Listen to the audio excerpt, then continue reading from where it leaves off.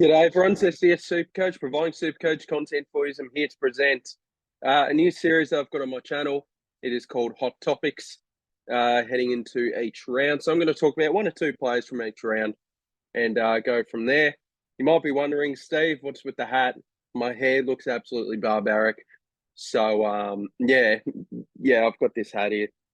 Matches nicely with my hoodie. So thought, why not go for a different look? Matches my face as well. I am pink as. All right. Anyway, so let's get into it. So, look, first, oh, my bad. All right. So, first player I want to talk about, of course, we heard the news today that Josh Dunkley is going to be out for 1 or 2 weeks, according to the club. So, what do I reckon? 1.6 have already traded him out. Look, personally, I'd rather invest on getting good cover.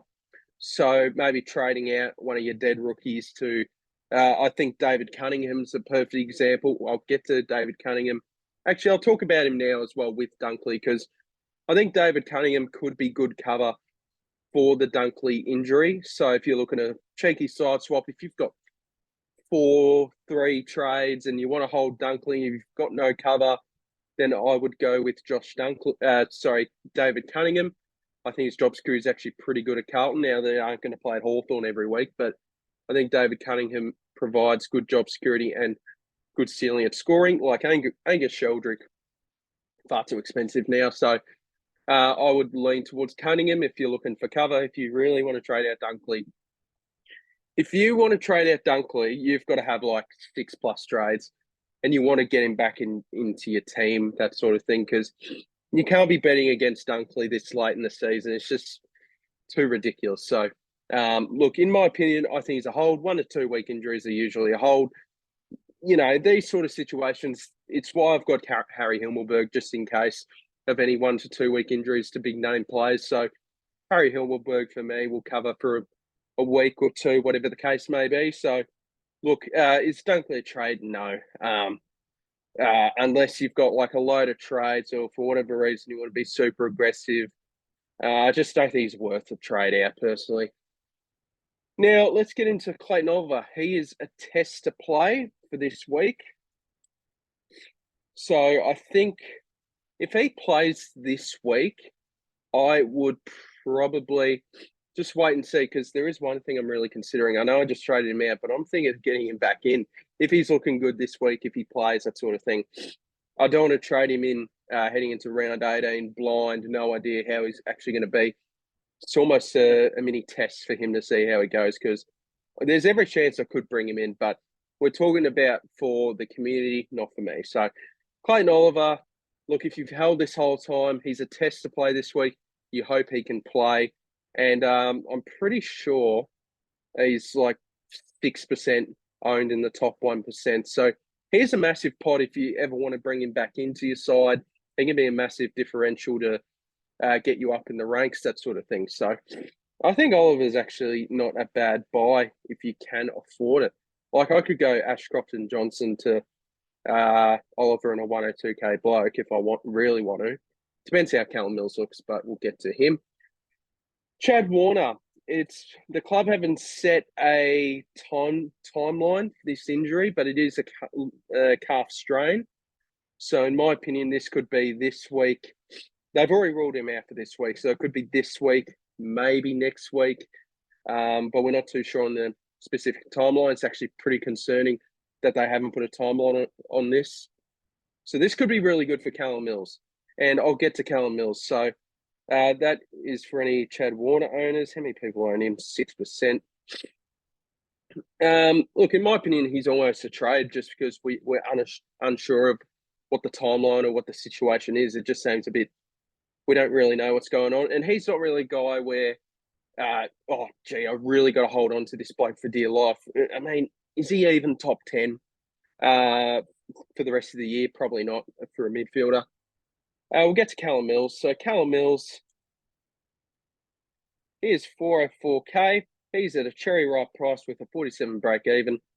Going up against Richmond with no Chad Warner in the side, so that you'd like to think that they will increase CBAs.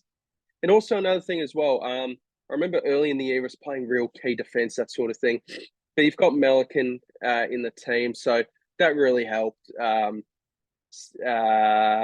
that didn't really help Mills early in the year, but for since he's come back into the team, it's really helped Mills being a CBA mid. I think it's really helped with Chad Warner being out of the side as well. So this is a really friendly matchup. If you're looking for a cheap M8, M9, this is a perfectly good fine selection. Ben Keays, just wanted to touch on him real quick, just because I'm a little concerned, just because one CBA, I know he's been scoring really well, but this one CBA against North Melbourne, you're not going to play North Melbourne every week. I'd like to think Adelaide are making a big stride for finals. They're going to need their senior blokes like Keays, Laird, Dawson to be in that midfield to really carry them forward. I think I've heard things where Feligo said he's starting to run out of gas a little bit. What didn't help Keays was Rochelle and Pedler scoring really well. So Pedler got, I think, 42% CBAs. Rochelle got like 50%. And they both played really well in that role, but they're not going to play North Melbourne every week. So I'd like to think, hopefully this isn't a trend. Like, come on, Nixie, just put this bloke in the midfield consistently. Like, I don't get the point why you take me out. I can understand it maybe this week with just against North Melbourne. You should be winning that regardless, but you can't in a do or die game. Oh, it's not do or die, but it is a real 50-50 matchup between Essendon and Adelaide. You're going to need your experienced bodies in the midfield. So, Keazy, I better not be seeing you at half forward tagging my own player, aka Sheasel. Well, you won't this week because I've only got Merritt on the side. But Keazy, mate, I can't see you be tagging any like Mason Redmond. Please don't do that. And just, I know you were still pretty good last week, but it is concerning. Like one CBA, like this scoring ain't going to continue if it's one CBA every week. Like, I think you'll just be happy with an 80 plus at that point. So, Keazy, get back in the midfield,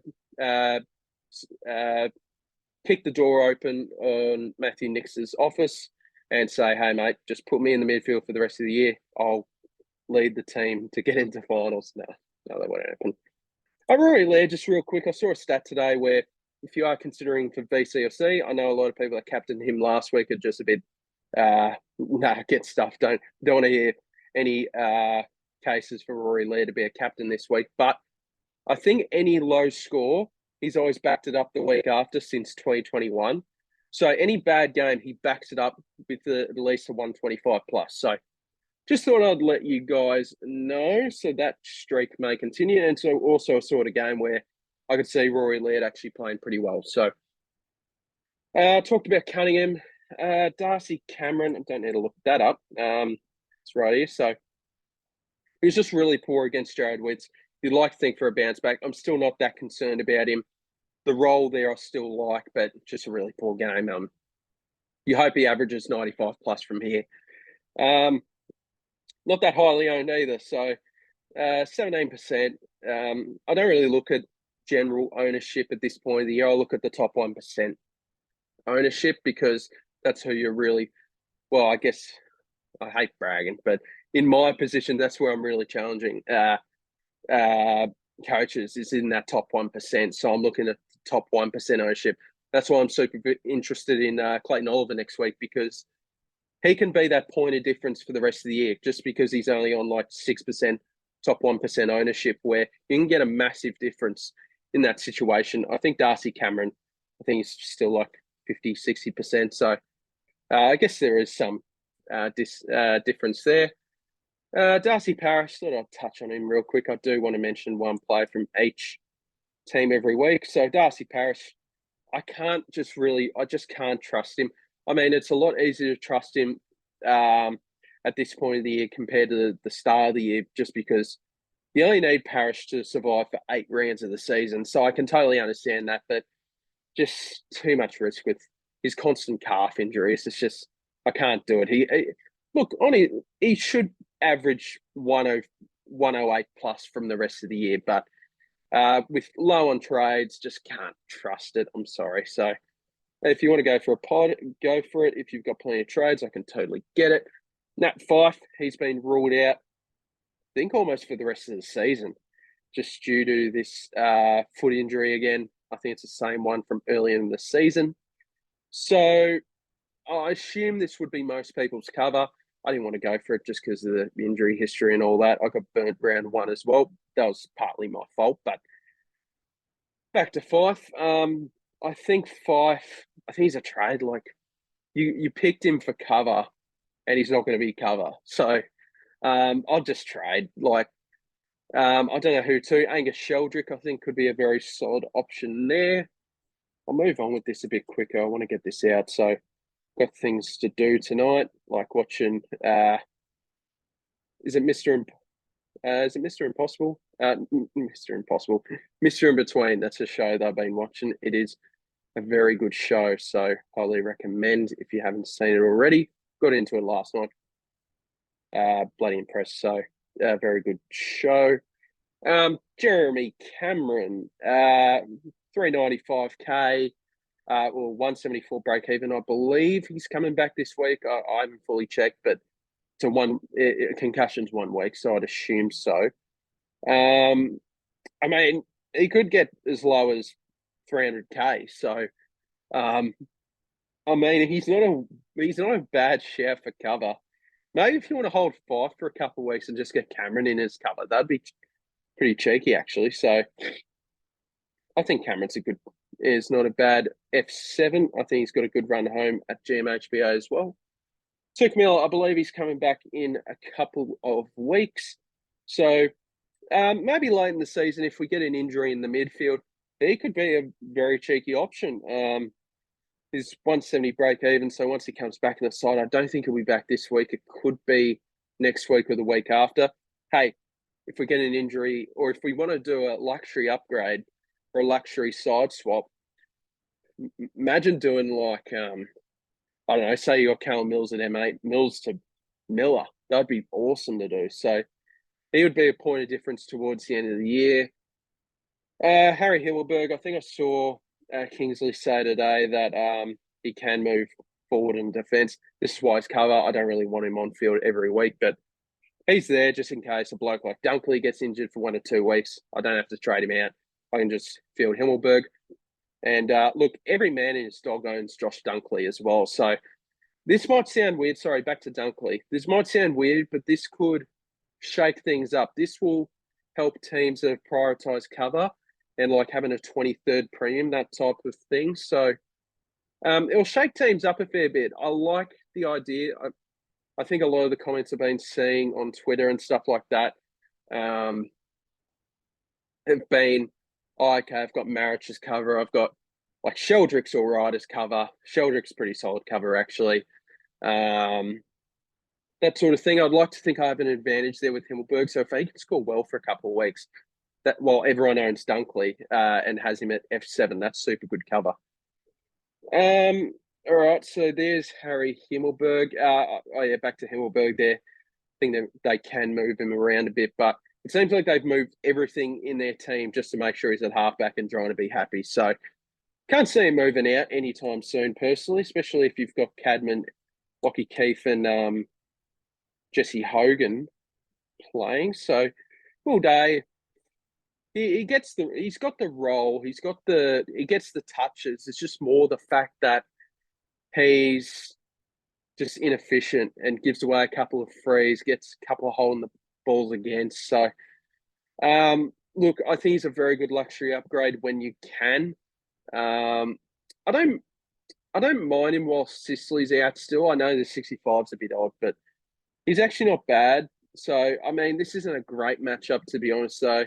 77 break even is not disastrous. He's actually gone up a bit in price just due to that 141 massive score. So, look, I'd probably hold him for another week.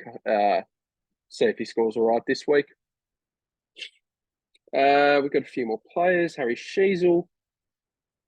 When I was watching that Adelaide North game, I was watching more the Dogs and Freo game on Saturday afternoon just due to it being a better contest. But whenever I turned on Adelaide and North Melbourne, I just saw Keays on him. So I think this bloke does get pretty stiff with getting tagged and stuff like that. I don't mind him potentially being a 90+ sort of guy for the rest of the year. Look, it's not going to be great, is it? Like, you just look, ever since that Port Adelaide game, it's just rough, isn't it? I'd love to trade this bloke out if possible, but look at just because of how many people own him in their teams. So I'd love to trade him out and bet against him, but I just don't think or will be in the position to do that. But if I had enough trades, I would love to do that. Just bet against Keays. Butters, look, I think a lot of people, including myself, are actually really interested in him next week. He's got a 135 break even. You could go this week just to finalise your team, fair enough. But a 135 break even, he could be 580k. Oh, not 580k, maybe 590k heading into next week. That is a really juicy price from just due to what we've seen Zach Butters do throughout the year. Can deliver some absolute massive scores. So I actually really don't mind this pick at all, Zach Butters. And look, I think he's going to be a good pod for the rest of the year because not too many people own him. Quite a few own him, but not too many. Tim Taranto, I've only just put him in just because there's no one. Actually, no, we won't talk about Taranto because there are a couple of debuts from Richmond. There is Jacob Bell, 123k forward, just too expensive. I usually go for the 102k tops or whatever the case may be, or if you want to go an elevated price with good job security, aka David Cunningham, that's right. So he's making his debut on Thursday night. Also, what's his name? There's another bloke, Sam Banks for Richmond as well. 123k defensive mid. So I like this a bit more compared to Bauer. I've seen that Richmond said on their website he played in defence and moved forward late to keep the winning goal in the VFL last week. And then Banks is more your wing half-back type. So I think I'd prefer the DPP here with Banks. So if you had to go one of Bauer or Banks, I do prefer Banks. Also, we've seen lock up our forward rookies and situation on our bench. While defenders, there's a lot more. We haven't had that many defender rookies, so I do prefer Sam Banks. With that, who else we got? Jack Steele. Look, if you can, if you have enough trades and you don't have much money in the bank, I think Steele to Mills might be all right just because what's Jack Steele doing? 442k, playing injured, just doesn't look the same. So I'd probably trade Jack Steele if possible, but I understand these at a pretty low price. But if he can only score an 86 against West Coast, what are his prospects for the rest of the year? But I can understand if you're low on trades, you're just going to have to hold. Maric was dropped last week, but was a late in due to a couple of injuries. I think one was Tim Kelly. Not too sure who the other one was for West Coast, but he played pretty good. But we're not going to see this every week from the Eagles actually play pretty competitive footy. So I think Maric has got, well, I did say the past couple of weeks he's had good job security. Clearly not. But I think West Coast have a lot more bigger issues than a struggling key forward in that absolute disaster of a team. So I think Maric, I don't mind him. I think a lot of people are going to have him as cover this week. So he's going up against Brisbane at the Gabba. I think he's going to struggle to score well, but we'll see how we go there. I think Maric is fine to hold at MA just for, if the case may be, you need to field him like this week. He's just perfectly fine, should play most weeks. Last player I'll bring up is Jack McRae. He had an increase in CBAs. Just give me 1 second to bring it up. I do look at the CBAs each week on DFS Australia, so that's the website if you want to have a look there. But Western Bulldogs, I believe he had an uptick in CBAs, but it's so inconsistent with Luke Beveridge. Yep, there you go, 65% CBAs. But look at round 9 onwards, 54% here. It's just, what's going on here?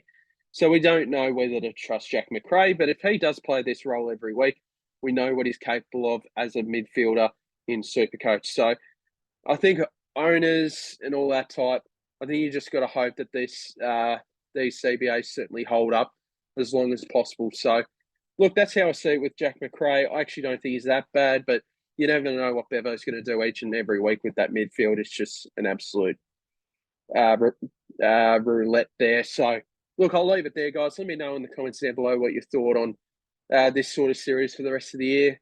Try to cover all the main topics. If I forgot any, let me know in the comments down below. Let me know in the comments down below as well how I can improve this series for the rest of the year. So, thank you guys very much for watching. I'll see you guys in the next video. Have a good night, guys. Cheers.